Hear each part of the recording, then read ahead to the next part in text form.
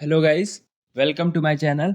I am doctor Aditya Mishra और आज का चैप्टर है थर्मोडायनेमिक्स। थर्मोडायनेमिक्स एक बहुत ही अमेजिंग और बहुत ही इंटरेस्टिंग चैप्टर है। जो थर्मोडायनेमिक्स मतलब मैन के एफर्ट्स के द्वारा बनाया गया एक डायनेमिक्स जिसको थर्मोडायनेमिक्स कहते हैं। ओके, तो चलिए एक बार देखते हैं एनसीईआरटी ने इसको क्या क्या कैसे कैसे एक्सप्लेन किया है। Chemical energy stored by molecule can release as heat during chemical reaction. ठीक है, like fuel like methane, cooking gas और coal coil burn in air. The chemical energy may also be used to do mechanical work when the fuel burn in an engine or provide electrical energy through a galvanic cell. ठीक है,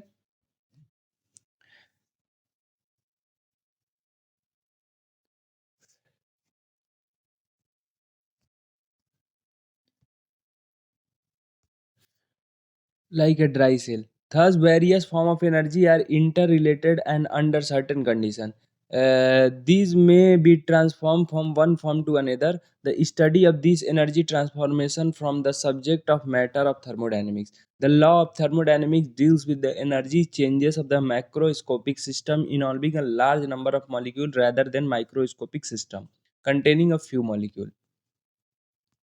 Thermodynamics is not concerned about how and at what rate these energy transformation are carried out, but is based on the initial and final state of the system. Undergoing the change, laws of thermodynamics apply only when the system is in equilibrium or move from one equilibrium state to another equilibrium state. Macroscopic property like pressure and temperature in this unit we have an important question. Path state function various चीजें आएंगी। तो देखिए thermodynamic term देख लेते हैं। We are interested in the chemical reaction and the energy changes accompanying them. For this we need to know certain thermodynamics term they are discuss below. पहला, the system and the surrounding. A system in the thermodynamic refer to the part of the universe in which the observation are made and the remaining universe constitute the surrounding। देखिए, system वो चीज़ होता है, मान लीजिए ये box है, इसके अंदर हम किसी चीज़ की स्टडी करते हैं, तो ये सिस्टम हो गया और इसको छोड़ के जो बाकी चीज़ें हैं वो क्या होंगी, सराउंडिंग। ठीक है, तो सिस्टम वो होता है जिसमें एक्सपेरिमेंट और वेरियस ऑब्जर्वेशन हम करते हैं, और surrounding include everything other than system. System को छोड़ के जो भी चीज़ बचा वो क्या है, surrounding. System and surrounding together constitute a universe. Universe में क्या आता है, सिस्टम और surrounding. However the entire universe other than the system is not affected by the change taking place in the system. Therefore, for all practical purpose, the surrounding are that proportion of remaining universe which can interact with the system. Usually, the region of space in the neighborhood of the system constitute its surrounding. For example, if we are studying the reaction between two substances A and B kept in the beaker containing the reaction mixture is the system, and the room when the beaker is kept is surrounding। देखिए guys, ये beaker में ये कुछ substance रखा है तो ये system हो गया, और जो रूम के अंदर जो रखा है तो रूम क्या हो गया, सराउंडिंग हो गया। Note that the system may be defined as a physical boundary like beaker और टेस्ट ट्यूब, और the system may be simple be defined as the Cartesian coordinate specifying a particular volume in space. It is necessary to think of the system as separated from the surrounding by some sort of the wall, which may be real or imaginary. The wall that separates the system from the surrounding is called boundary. This is designed to allow us to control and keep the track of the moment matter dash dash dash. अब देखिए type of system, दो type के system होते हैं, open and close. ठीक है, अब open and close में क्या होता है, ओपन में जैसे एनर्जी हीट सारी चीज़ का ट्रांसफर होगा, क्लोज में नहीं होगा, यही सारी चीज़ें होंगी। देखिए, in open system there is exchange of energy and matter, both होता है। ठीक है, between system and surrounding. The presence of reactant in the open beaker is example of open system. ठीक है, hence the boundary is an imaginary surface enclosing the beaker and the reactant। अब closed में क्या होगा, packed होगा। In close system there is no exchange of matter, matter का exchange नहीं होता, लेकिन एनर्जी का एक्सचेंज अभी हो रहा है। मैटर का नहीं होगा, एनर्जी का एक्सचेंज होगा। Exchange of energy is possible between system and surrounding. This presence of reactant in close, copper and steel is close, ये सारी चीजें। ठीक है, अब देखिए आइसोलेटेड सिस्टम वो होता है जिसमें किसी चीज का ट्रांसफर नहीं होता, ना एनर्जी ना matter. In an isolated system there is no exchange of energy और matter between system and surrounding.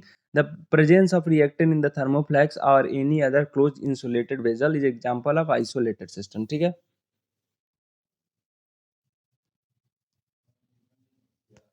तो देखिए गाइस, अब हम लोग पढ़ेंगे the state of the system. देखिए, कुछ चीज़ें होती हैं जो स्टेट फंक्शन होती हैं, और कुछ चीज़ें होती हैं जो पाथ फंक्शन होती है। स्टेट और पाथ तो आप लोग को पता ही होगा। स्टेट मतलब शॉर्टेस्ट और पाथ मतलब पूरा कवर्ड करे।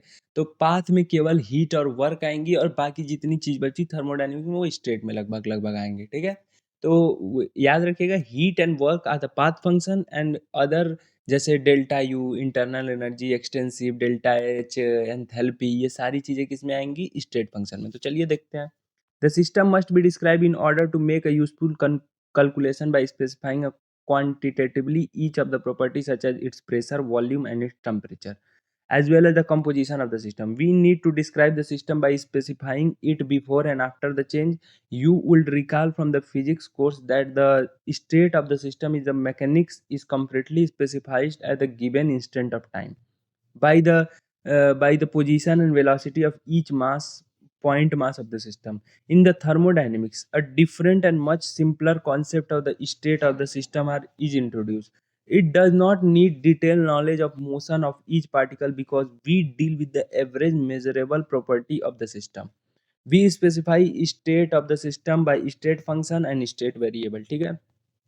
अब देखिए, state of the thermodynamic system is described as the measurable of the macroscopic bulk property. We can describe the state of the gas by questioning pressure, volume, temperature, amount. Variables like P, V, T are called state variable or state function because of their values depend only on the state of the system and not on how it is reached. In order to completely define the state of the system, it is not necessary to define all property of system, as only a certain number of property can be varied independently.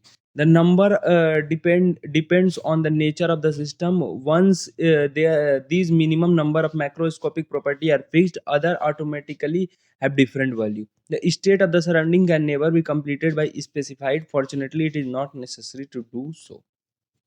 अब देखिए, a quantity which represent the total energy of the system. It may be chemical, electrical और mechanical और other type of energy. You may think the sum of all the energy of the system, ठीक है। Heat passes into out the system, work is done by the system, matter enter, ठीक है। ये सारी चीजें किस में आएंगी? डेल्टा यू में। वर्क क्या है? मैंने पहले ही बताया था, पाथ फंक्शन है। तो let us examine the change in the internal energy by doing work, ठीक है। We take a system containing some quantity of water in a thermoflask or insulated beaker. This will not allow the exchange of heat between the system and surrounding through the boundary, and we call this type of system is adiabatic। देखिए, जिसमें heat और किसी चीज का exchange ना हो उसको adiabatic कहेंगे। The manner is which the state of the system may be changed which is adiabatically process। Adiabatically process is the process in which there is no transfer of heat between the system and surrounding. Here the wall are separated by system and surrounding and is called adiabatic wall। अब देखिए, the internal energy as a state function. Internal energy, तो देखिए guys, internal energy जैसा कि आपने देखा delta U होता है, ठीक है, जिसको इंटरनल एनर्जी कहते हैं। इसमें केवल आप चेंज पता कर सकते हैं, क्यों? क्योंकि एक स्टेट फंक्शन है। इंटरनल एनर्जी होता क्या है? पोटेंशियल एनर्जी, काइनेटिक एनर्जी, या जितना एनर्जी आपको याद हो सारों का सम को इंटरनल एनर्जी कहते हैं। ये एक स्टेट फंक्शन होता है, और ये एक एक्सटेंसिव प्रॉपर्टी जो आगे हम लोग पढ़ेंगे वो कैरी करता है। तो चलिए एक बार देख लेते हैं। When we talk about the chemical system losing or gaining energy, we need to introduce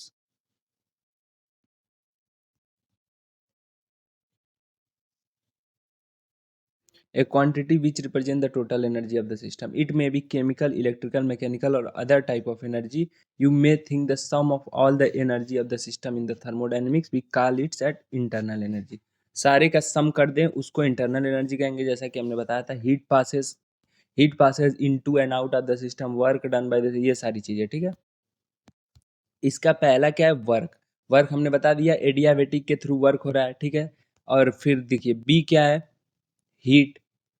अब इसका वे देख लीजिए कैसे कैसे वे है। We do some mechanical work say 1 kg by rotating a small paddle and thereby churning water. Let the new state called B and its temperature as T B, ठीक है। It is found that T B is greater than T A and the change in the temperature is delta T is equal to T B minus T A. Let the internal energy of the system be B UB and the change in internal U delta U is equal to UB minus UA. Second, We now do an equal amount of 1 kg joule electrical work with the help of an immersion rod. Note down the temperature change. We find the change in temperature in same as earlier case, TB minus TA. In fact, the experiment in the above manner were done by J.P. Joule between Itna. He has able to show that a given amount of work done on the system, no matter it was done irrespective of path, produce the same change in the state as measured from the change in the temperature. So it seemed the appropriate to define the internal energy whose value is a characteristics of the state function adiabatic वेग। अब देखिए ये क्या कर रहा है, delta U is equal to U2 minus U1 is equal to W adiabatic, ये सारी चीजें हैं। अब देखिए जनरल केस। अब देखिएगा इसका फर्स्ट लॉ ऑफ थर्मोडायनेमिक्स क्या कहता है, delta U is equal to Q plus W, जितना हीट है और जितना वर्क हो रहा है, ठीक है। तो एक बार पढ़ते हैं। Let us consider general case in which the change of the state is bought about by doing work and transfer of heat. Work done कर रहे हैं और हीट दे रहे हैं, उसके वजह से इंटरनल एनर्जी में change. For giving the change in state Q and W very depending on how the change is carried out, ठीक है। How but delta Q plus W is equal to delta U will depend only on the initial and final state. It will be independent of the way the change is carried out. If there is no transfer of energy, the heat or work of the isolated system delta U is equal to delta Q, then the delta U is equal to 0. The ठीक है, delta Q is equal to delta Q is equal to Q plus W is the mathematical statement of first law of thermodynamics which isolate the energy of an isolated system is constant. It is commonly stated as a law of conservation of energy. Energy can neither be created nor be destroyed. There is a considerable difference between a character of thermodynamic property, energy, and the mechanical property such as volume. We can specify a malicious absolute value of the volume of the system of the particular and be internal energy. However, we can measure only the change in the internal energy delta.